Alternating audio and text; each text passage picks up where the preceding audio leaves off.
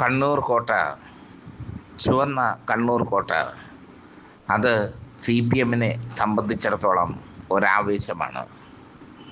കണ്ണൂർ കോട്ടയിൽ CPM എപ്പോഴും ശക്തമാണ്. കണ്ണൂർ കോട്ടയിൽ വിള്ളൽ വീഴ്ത്താൻ കോൺഗ്രസിനെ സമ്മതിച്ചിട്ടില്ല ഇതുവരെ CPM.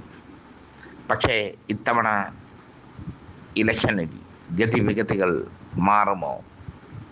കണ്ണൂർ കോട്ട CPM നിലനിർത്തുമോ? എന്തായാലും കണ്ണൂർ സർവേ, പൊളിറ്റിക്സ് കേരളയുടെ ഫൈനൽ സർവേ, കണ്ണൂർ ജില്ലയെക്കുറിച്ചുള്ള ഫൈനൽ സർവേ നമുക്ക് നോക്കാം. കണ്ണൂർ ജില്ലയിൽ നിന്ന് തന്നെ തുടങ്ങാം. അവിടെ കടന്നപ്പള്ളി രാമചന്ദ്രനാണ്, കോൺഗ്രസിലെ കടന്നപ്പള്ളി രാമചന്ദ്രനാണ് LDF സ്ഥാനാർത്ഥി. TO മോഹൻ, കോൺഗ്രസിൻ്റെ സമുന്നത നേതാക്കളിൽ ഒരാളായ TO മോഹനാണ് UDF സ്ഥാനാർത്ഥി. C രഘുനാഥാണ് BJP സ്ഥാനാർത്ഥി. കണ്ണൂരിൽ ഇത്തവണ രാമചന്ദ്രൻ കടന്നപ്പള്ളി തോക്കും. TO മോഹനൻ വിജയിച്ച് കയറും. കണ്ണൂർ UDF-ന് അനുകൂലമായി മാറും. ഇനി പയ്യന്നൂരാണ്. ഒരുപാട് വിവാദങ്ങളുണ്ടായ മണ്ഡലമാണ് പയ്യന്നൂർ. രക്തസാക്ഷി ഫണ്ട്, ധൻരാജ് രക്തസാക്ഷി ഫണ്ട് തട്ടിപ്പടക്കമുള്ള വിവാദങ്ങളുമായി B കുഞ്ഞികൃഷ്ണൻ രംഗത്ത് വന്ന പയ്യന്നൂരിൽ TI മധുസൂദനാണ് LDF സ്ഥാനാർത്ഥി. ആരോപണ വിധേയനായ വ്യക്തിയെ തന്നെ LDF സ്ഥാനാർത്ഥിയാക്കിയിരിക്കുന്നു. B കുഞ്ഞികൃഷ്ണനാണ് UDF സ്വതന്ത്ര സ്ഥാനാർത്ഥി. ഗംഗാധരൻ BJP സ്ഥാനാർത്ഥി. അവിടെ TI മധുസൂദനൻ വിജയിക്കും. പക്ഷേ കഴിഞ്ഞ തവണ നേടിയ ഭൂരിപക്ഷം അദ്ദേഹത്തിന് കിട്ടുമോ എന്നുള്ള കാര്യത്തിൽ വലിയ സംശയമാണ്. ഇനി കല്യാശ്ശേരിയിൽ DYFIയുടെ ചാനൽ മുഖമായ M ബിജിനാണ് LDF സ്ഥാനാർത്ഥി. രാജൻ കല്ലാശ്ശേരിയാണ് UDF സ്ഥാനാർത്ഥി. സുനിലാണ് NDA സ്ഥാനാർത്ഥി. അവിടെ കല്യാശ്ശേരിയിൽ M ബിജിൻ വിജയിച്ചു കയറും എന്നുള്ളതിൽ യാതൊരു സംശയവുമില്ല. കല്യാശ്ശേരി കോട്ട അങ്ങനെയൊന്നും മാറില്ല പെട്ടെന്ന്. ഇനി തളിപ്പറമ്പാണ്. ഏറെ വിവാദം സൃഷ്ടിച്ച മറ്റൊരു നിയമസഭാ മണ്ഡലം. അവിടെ MP ഗോവിന്ദൻ മാസ്റ്ററുടെ ഭാര്യ PK ശ്യാമളയാണ് LDF സ്ഥാനാർത്ഥി. TK ഗോവിന്ദനാണ് UDF സ്ഥാനാർത്ഥി. N ഹരിദാസനാണ് NDA സ്ഥാനാർത്ഥി. PK ശ്യാമള ടൈറ്റ് ഫൈറ്റിനൊടുവിൽ വിജയിച്ചു കയറുമെങ്കിലും ഭൂരിപക്ഷം കുറയും എന്നത് ഉറപ്പാണ്. കാരണം തളിപ്പറമ്പ് ഒരുപാട് വിവാദമായ മണ്ഡലമാണ്. വ്യവസായി ആന്തൂർ സാജൻ്റെ ആത്മഹത്യ അടക്കമുള്ള വിവാദങ്ങൾ ഇപ്പോഴും പുകയുന്നുണ്ട് തളിപ്പറമ്പിൽ. മാത്രമല്ല CPM-ൻ്റെ ജില്ലാ കമ്മിറ്റി അംഗമായ TK ഗോവിന്ദനാണ് UDF സ്വതന്ത്രനായി മത്സരിക്കുന്നത്. PK ശ്യാമള ആ മണ്ഡലം നിലനിർത്തും. ഇനി ഇരിക്കൂറാണ്. മാത്യു KJ ആണ് LDF സ്ഥാനാർത്ഥി.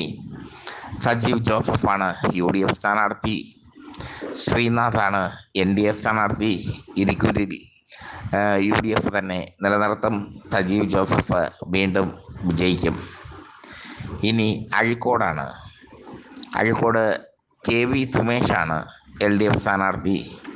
നിലവിലെ MLA KV Sumesh. Abdul Kareem UDF സ്ഥാനാർത്ഥി. വിനോദ് കുമാർ KK ആണ് NDA സ്ഥാനാർത്ഥി. അവിടെ KV സുമേഷ് മണ്ഡലം നിലനിർത്തും. KV സുമേഷിന് മറ്റൊരു പ്രത്യേകത കൂടിയുണ്ട്. കണ്ണൂരിലെ ചെന്താരകമായ P ജയരാജൻ്റെ ശിഷ്യൻ കൂടിയാണ് KV സുമേഷ്. ഇനി ധർമ്മടമാണ്. കേരളമൊട്ടാകെ ഉറ്റുനോക്കുന്ന മണ്ഡലത്തിൽ മുഖ്യമന്ത്രി പിണറായി വിജയൻ മത്സരിക്കുന്നു.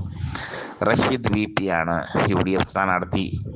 രഞ്ജിത്താണ് NDA സ്ഥാനാർത്ഥി. അവിടെ ധർമ്മടത്ത് പിണറായി വിജയൻ ഈസിയായി ജയിക്കും. ഭൂരിപക്ഷത്തിൽ മാത്രമേ പ്രശ്നം ഉണ്ടാവുകയുള്ളൂ. ഇനി തലശ്ശേരിയാണ്. തലശ്ശേരിയിൽ CPM-ൻ്റെ അഭിമാനമായ, അല്ലെങ്കിൽ CPM പ്രവർത്തകരുടെ ആവേശമായ കാരായി രാജനാണ് LDF സ്ഥാനാർത്ഥി. സാജു KP ആണ് UDF സ്ഥാനാർത്ഥി, നിതീഷാണ് NDA സ്ഥാനാർത്ഥി.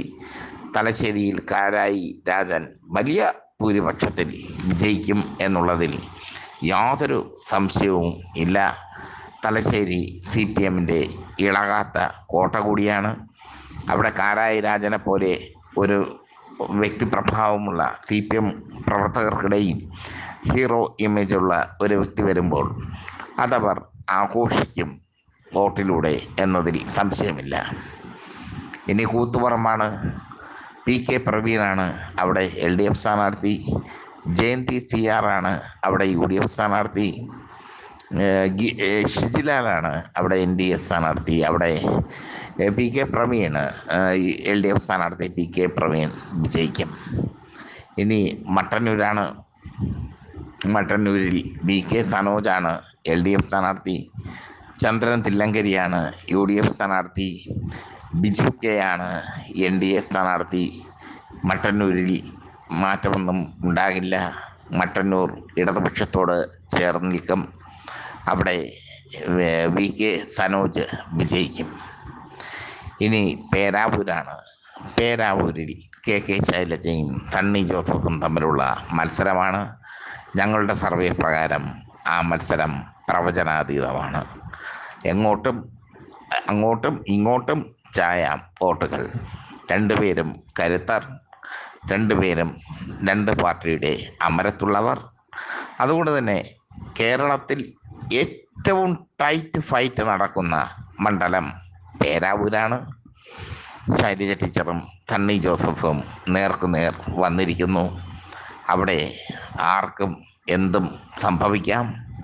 രണ്ടുപേരും പ്രചരണത്തിൽ ഒട്ടും പിറകിലല്ല. ഒരു കാലത്ത് KK ശൈലജ ടീച്ചർ മുഖ്യമന്ത്രി സ്ഥാനാർത്ഥിയായിരുന്നു. മുഖ്യമന്ത്രിയായി KK ശൈലജ ടീച്ചറെ കണ്ട CPM പ്രവർത്തകർ ഒരുപാടുണ്ടായിരുന്നു. പേരാവൂരിൽ നിന്ന് KK ശൈലജ ടീച്ചർ വിജയിച്ചു കഴിഞ്ഞാൽ അതവരുടെ രാഷ്ട്രീയ ജീവിതത്തിലെ അഭിമാനകരമായ ഒരു വിജയമായി മാറും. സണ്ണി ജോസഫിനെ സംബന്ധിച്ചിടത്തോളം പേരാവൂരിൽ തോറ്റു കഴിഞ്ഞാൽ അത് സണ്ണി ജോസഫിന് വലിയ തിരിച്ചടിയായി മാറും. അതുകൊണ്ട് തന്നെ അവിടുത്തെ കാര്യങ്ങൾ പ്രവചനാതീതമാണ്. കുടിയേറ്റ ക്രിസ്ത്യാനികൾ കൂടുതലുള്ള മണ്ഡലമാണ് പേരാവൂർ.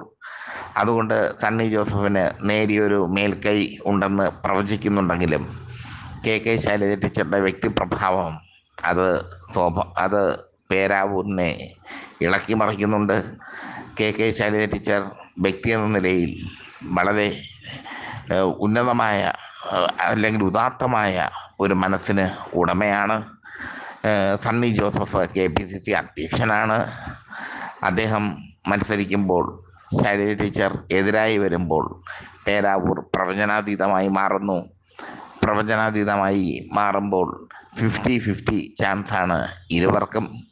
രണ്ടുപേരിൽ ആര് ജയിച്ചാലും വലിയ ഭൂരിപക്ഷം കിട്ടാൻ പോകുന്നില്ല എന്നുള്ളതും ശ്രദ്ധേയം. അങ്ങനെ വരുമ്പോൾ കണ്ണൂരിൽ LDF 8 സീറ്റിൽ വിജയിക്കും. UDF 2 സീറ്റിൽ വിജയിക്കും. പേരാവൂരിൽ പ്രവചനാതീതമായ ഒരു മത്സരം നടക്കും. ഇനി LDF വിജയിക്കുന്ന സീറ്റുകൾ ഏതൊക്കെയാണെന്ന് നമുക്ക് നോക്കാം. പയ്യന്നൂർ, കല്യാശ്ശേരി, തളിപ്പറമ്പ്, അഴീക്കോട്, ധർമ്മടം, തലശ്ശേരി, കൂത്തുപറമ്പ്, മട്ടന്നൂർ. UDF ജയിക്കുന്ന സീറ്റുകൾ ഏതാണെന്ന് നോക്കാം.